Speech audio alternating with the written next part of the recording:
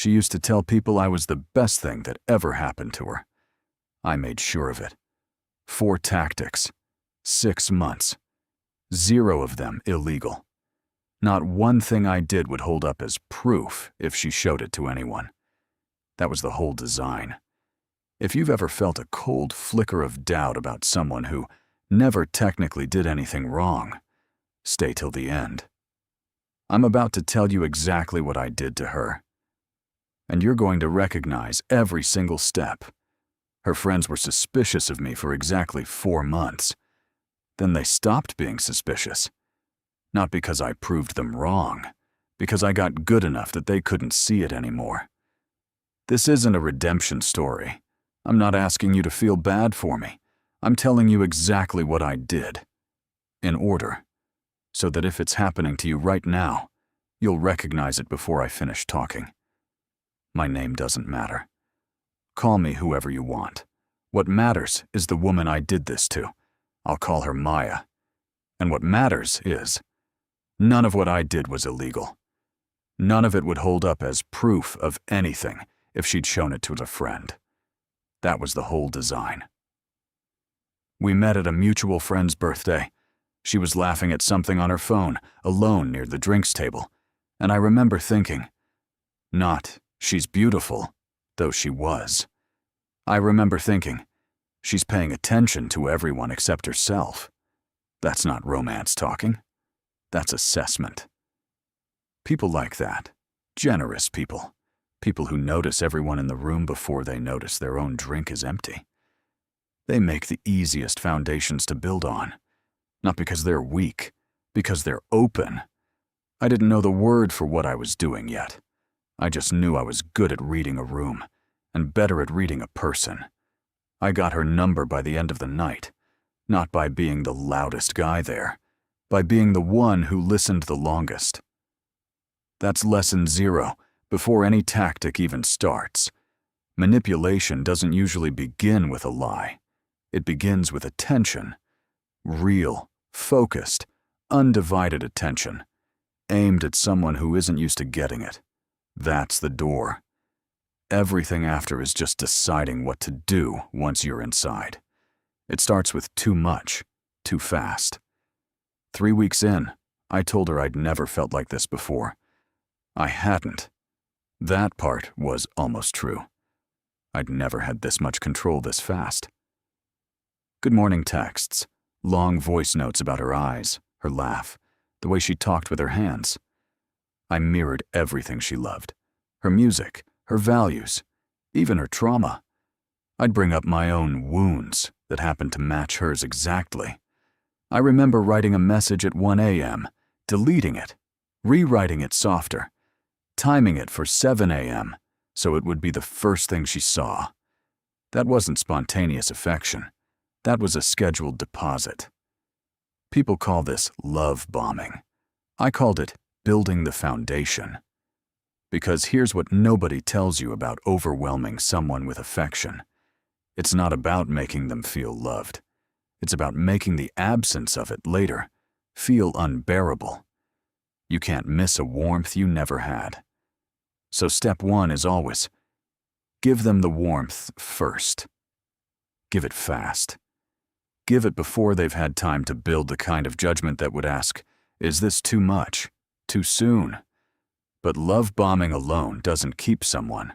It just opens the door. What keeps them is what I did next. And this is the part almost nobody talks about. Once she was in, once she'd told her sister she thought I might be the one, I started changing the temperature in the room.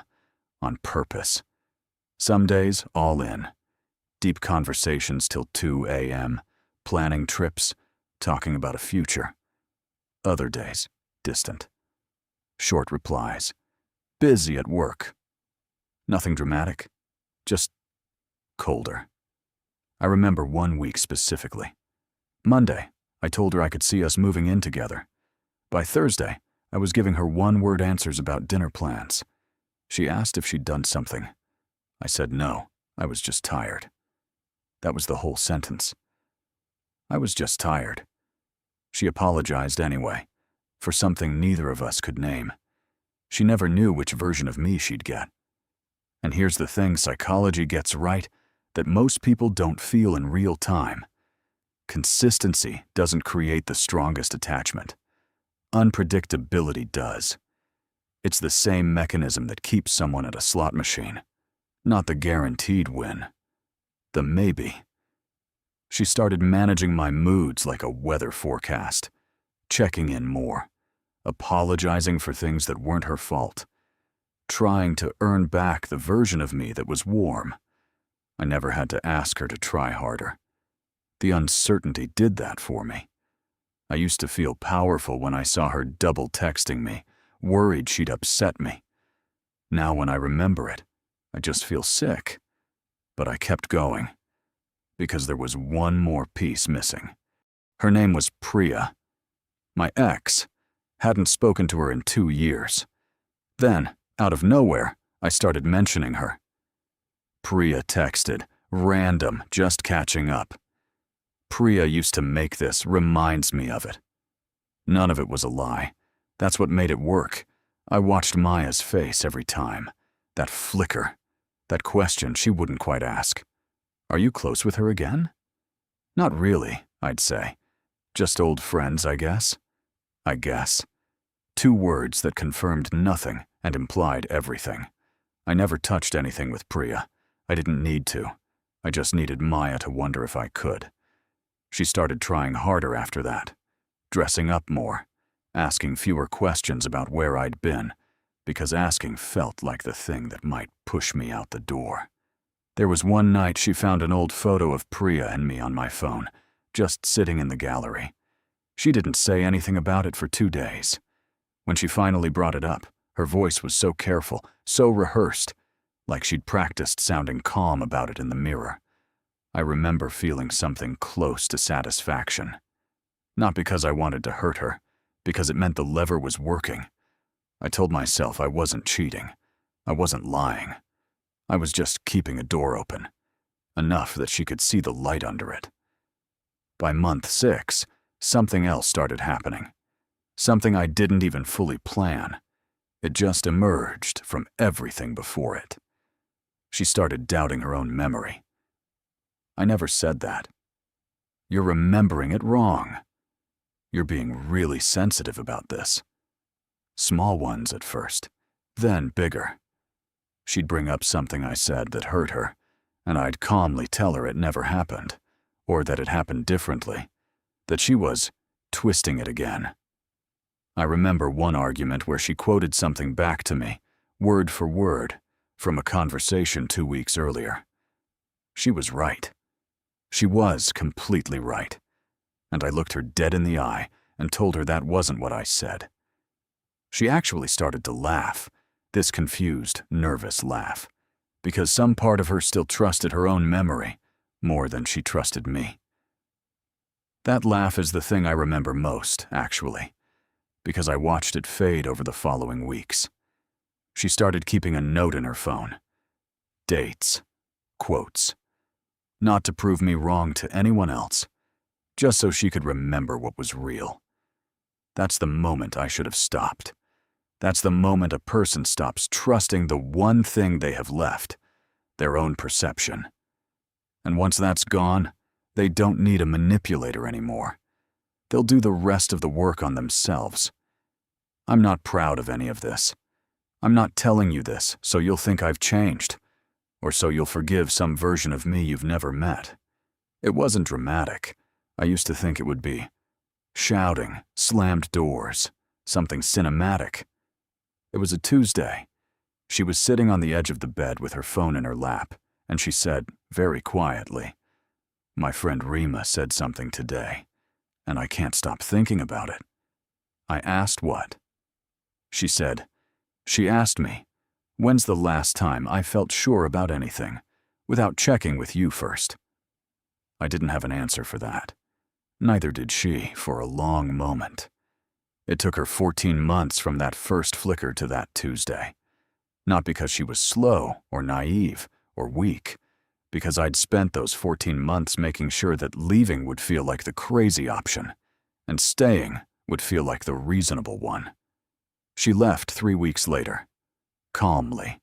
She didn't yell. She just said, "I don't trust my own mind around you anymore, and that's not a version of myself I'm willing to keep losing." That sentence has stayed with me longer than almost anything anyone's ever said to me, and I've spent a long time since then asking myself why it worked as long as it did. Here's what I know now, from the other side of having done this. None of it, not one piece, required me to be a genius. It required her to assume good intent.